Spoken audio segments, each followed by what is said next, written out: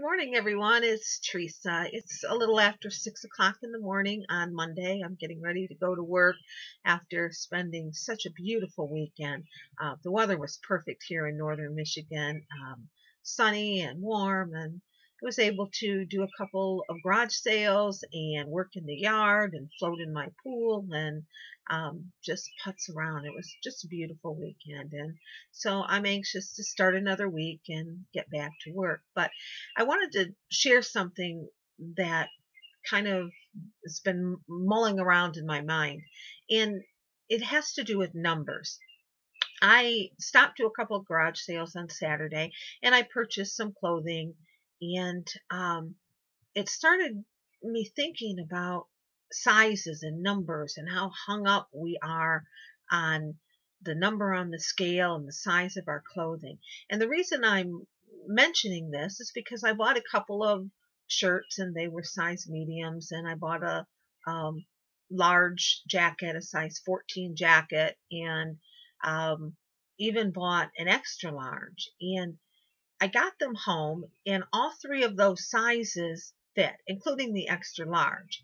And I started thinking about how sizes range from brand to brand and item to item. And I have pants that are size 10 that I can zip, and I have a pair of pants that are a 16 that won't even budge. Typically, I wear a 12 or a medium most of the time, but I get hung up on that. I ordered a dress off of eBay from a clothing manufacturer, and it was a European cut, and the dress has a label that says 2X. And so, had I been so hung up on numbers, I wouldn't even have worn it. I would have just said, absolutely, I positively refuse to wear a size 2X. Well, come to find out, it's a European size that equates to a American size 12. So it's just that tag. So many times I go to garage sales or Goodwill or thrift stores, and people cut the tags off their clothing because they don't want to face the reality that they might be in an 18 or a 20 or a 22 or, like me, a 5X at one time. We get hung up on numbers that way. We get hung up on numbers in our bank account, and our self-worth is defined on how much money we have, and it has nothing to do with it. We get hung up on the number that faces us on a little piece of equipment on the bathroom floor called the scale. And oftentimes, when we are in a program of losing weight where we have to check in or weigh in or be held accountable, those numbers really bother us.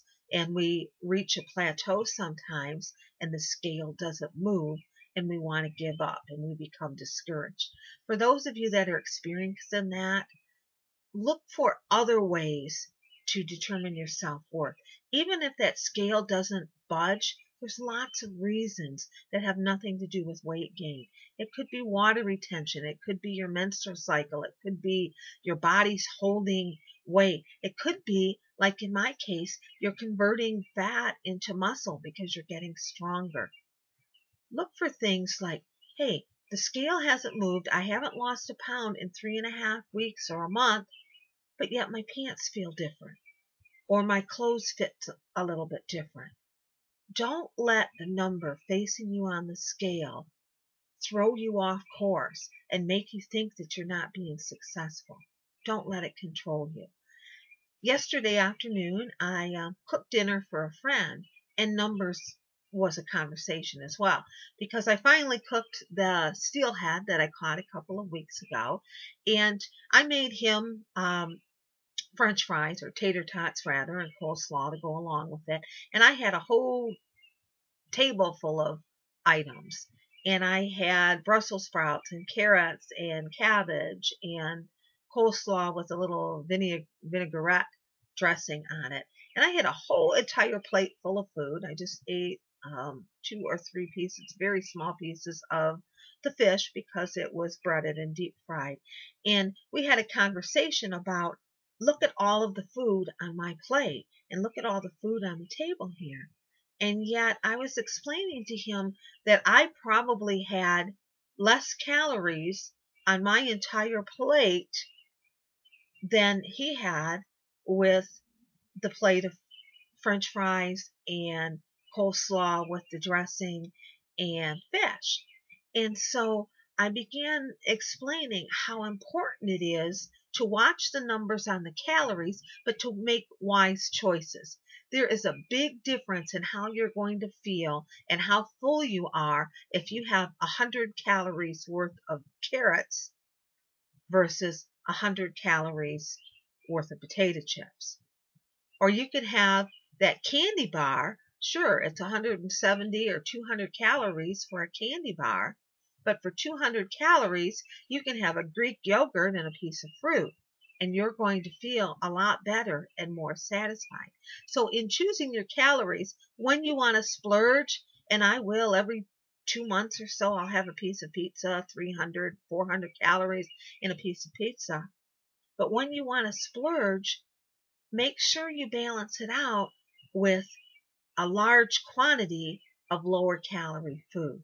So I just want to encourage you not to be controlled, not to be thrown by the size on your pants or the number on the scale, but continue to make good changes, good choices, and little by little, you're going to feel much better.